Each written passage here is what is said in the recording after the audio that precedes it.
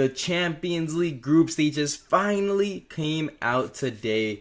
And let's get to it. Let's predict it. Group A, Bayern. They're winning the group. No question about it. Now, Man United gets second. No doubts. I'm not going to say Galatasaray or Copenhagen have the chance to get second place. It's going to happen like that. But I'm going to say something right now. The first game that Bayern and United play, Bayern will humiliate United. It'll be more than 3-4 goals. It might go to 5 or 6 goal difference. United will be humbled, will be embarrassed, and then the second game, I think United will, not lose. They might get a draw, they might get a win, but the first game, Bayern will absolutely destroy United. I can already see it now. I just feel as if Harry Kane, he knows United very well. You got Leroy Sané. It's a world-class team. I'm not going to lie. I think Bayern Munich is literally the best team in Europe right now. If you look on paper, that is the best team. Now, third place, I think Galatasaray ends up in Europa League preliminary rounds, and then Copenhagen, they're last. I just believe, Galatasaray have brought in, the likes of Mertens, Icardi, and etc. A lot of more talent. I think they can, challenge United for that second spot, but unless there's any crazy injuries like Varane, Casemiro, or Rashford, I believe that Man United will be fine in this group stage and will actually avoid Europa League since, the last 3-4 years we've seen, or the last 10 years actually, it's been, three things hidden in life. Man United and Barca in Europa League, even if they qualify for Champions League, death and taxes. Now, Group B here, as you can see, Arsenal fan lad, alright? Sevilla. I believe they get second. They have lost a couple lads. Montiel just went to Nottingham, for example. But Sevilla does do well in these European competitions. I know you might be saying, oh, that's usually in the Europa League. Well, this group, obviously Arsenal tops it. But this group, I believe, is not very strong. I do think PSV can challenge. They have some interesting players, but there's a lot of weaknesses in that team. Obviously, they did embarrass Rangers in that second leg, but I just think Rangers wasn't a good team to begin with. PSV cruised through it, yes, but they have lost, some quality in the team. They replaced it with not as good players, and now I just believe they're going to end up in Europa League. And then Lens, it's been a ride. It's like the third time in Champions League history that we've seen Lens qualify, and they're here, and it's going to be great for the fans seeing Arsenal come and play, Sevilla as well, and even PSV. So it's going to be really cool for the fans, but they're not going to do much. At most, they challenge PSV or something like that. Arsenal in this, people have been trying to say, oh, Arsenal aren't getting out of the group.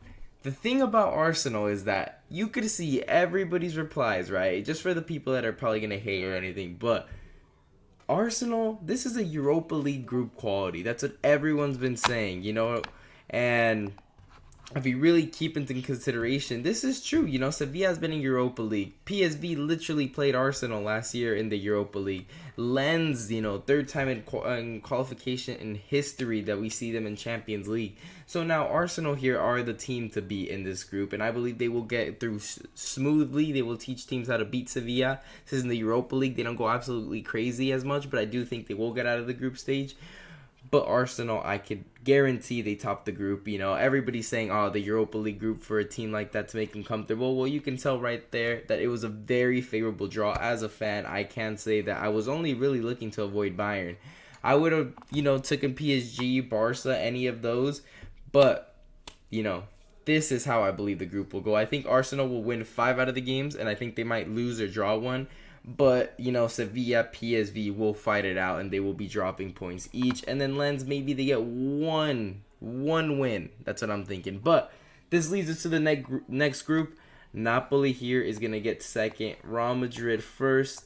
I believe Braga will get last. And Union Berlin here are going to get Europa League football. Now, Real Madrid have injuries. Courtois out. Vinicius out. 2 big players that have really been the vocal point of their Champions League runs. But the thing is, Real Madrid has the best midfield in the world. The best. And the whole midfield is healthy.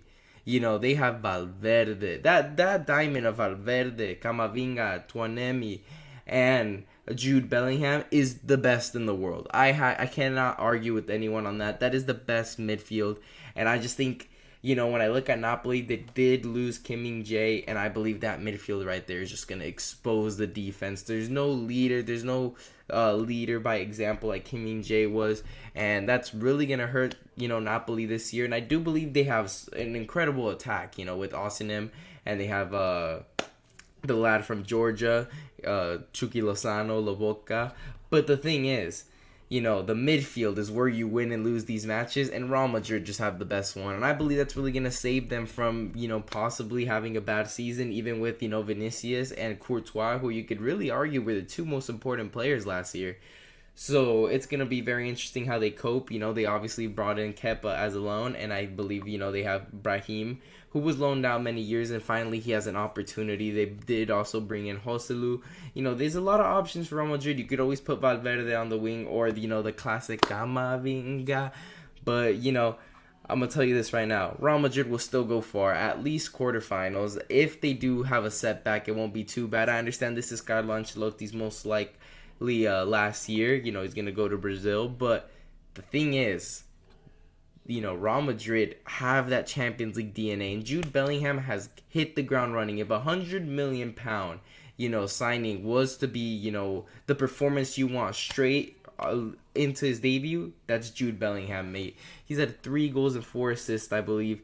He won Player of the Month already in his first month in Spain. He's absolutely gone to the biggest spotlight, and he's performed, so we got to give him that. And I believe he will help Real Madrid get far in the Champions League. We'll see how far, because they do have some huge injuries. Now, Group D here. I believe the champions here will rise, win the group. And then I'm going to say Benfica don't make it. Sociedad do. And then we got Salzburg last. Now, you might be thinking, okay, Inter, they just made the Champions League final. They did do a really good transfer window. They brought in the likes of Pavard. They brought in a lot of replacements. Not Lisandro Martinez. I'm sorry. The El Toro Martinez. This lad is going to have a new partner in Thuram, right? Thuram on a free, picking him. Thuram picking Milan, Inter Milan over Milan was huge. And then you have a bunch of other signings that really, bolster the defense, like Acerbi. That's a really good center back that you might be looking at. And, Lukaku getting out of there might be the better thing, because Lukaku was really the reason why they didn't equalize against City. City played as bad as a game in the final, and Lukaku really just helped City win. And it's very shameful from him, considering that he's a former United player going up against City. Now the lad is the reason why City have a treble and a Champions League. But anyways, Inter strong. They had a phenomenal transfer window. I believe they're going to do really well next year. Real Sociedad as well have a decent transfer window. They did just get Kieran Tierney. That's a really good lad there. But Benfica, they just sold their striker, to PSG and Ramos. The lad who did bench Ronaldo in the World Cup, if you guys aren't familiar.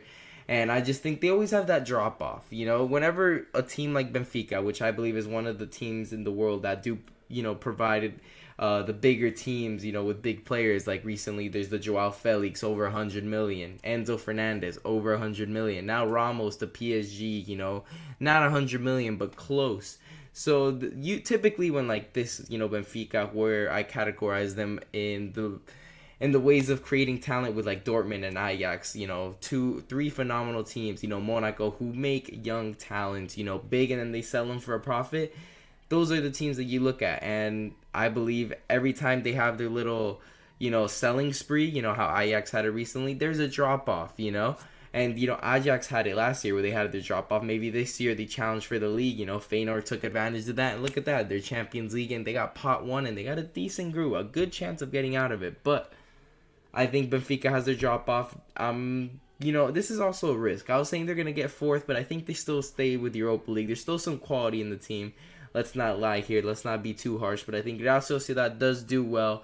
They play good football, entertaining. They might not have all that financial support that the likes of Real Madrid and Barca do, but they do have a good team and a great manager, which I believe they will still manage to get out of the group. Feyenoord here, leader of the group with Santi Jimenez, a great young player.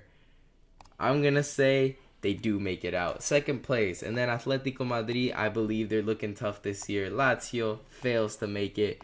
And then Celtic It's a nice little story like always, but they aren't gonna be doing anything too crazy. Atletico Madrid, they do have their problems with Joao Felix, but I just believe Cholo Simeone works better with less teams, and less personalities, more players that do what he says. If every player on the pitch did what Diego Simeone wanted him to do, Atletico can beat anyone, even Bayern. And we've seen that constantly throughout history.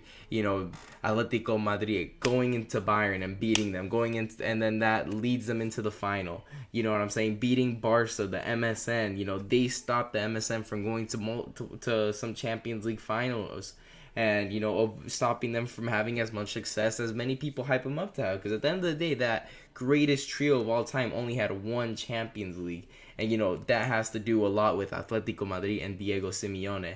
Now, if right now he has a squad that I really like, he's kept a lot of players, and I think if Joao Felix could get his move away and that brings in funds, I understand it's very late in the window, but maybe in January he could come in and buy someone with that kind of money, or the release of Joao Felix somehow, some way. But what I really wanted them to do was bring in Ansu Fati straight swap for Joao Felix. I have no idea why they didn't try or attempt to do that. Instead, now we see him at Ansu Fati at Brighton, which nobody would have predicted when he was being called the next Messi, but it's kind of crazy.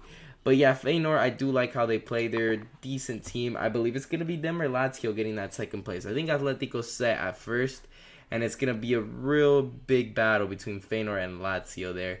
But I just think, Feyenoord has a young squad that really right now is driven and could really make a run how Ajax has done in the past. And I believe if one team in the Netherlands league between PSV and Feyenoord were to get out, I'm going to say Feyenoord. Now, the group of death, the one that we were all waiting for. This one's intense, and many people have had it mixed. But I think we're going to go with the obvious here. PSG gets out. Mbappe so far looks like he's staying, and he's going to play the full year. And if he does, and he plays a full group stage, right, I believe they top the group. I understand these other three teams are quality, but Mbappe, imagine him in Newcastle's field, man. It's going to be something else. If somebody would have told you that Mbappe was going to be playing away from home in Newcastle 3 years ago, you would have been like, mate, you're taking a piss if he's not made a move to the Premier League.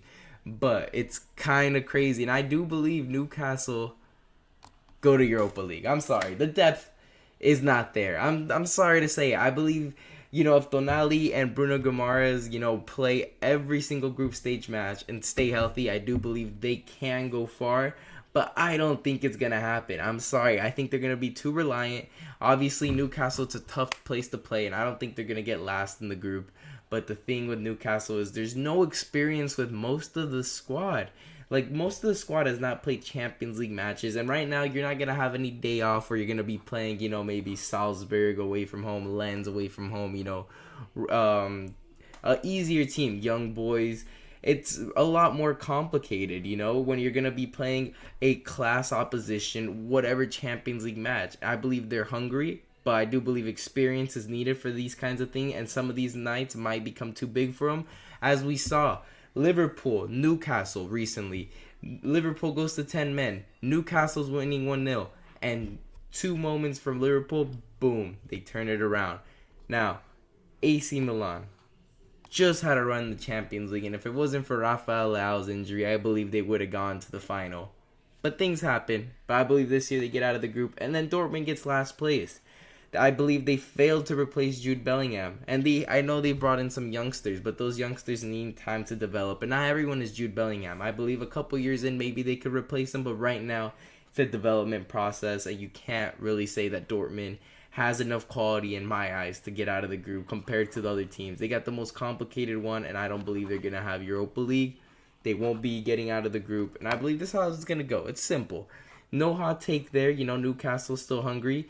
But Dortmund, in my eyes, is the worst team here. Now, this one, I could do it sleeping, lads. Come on.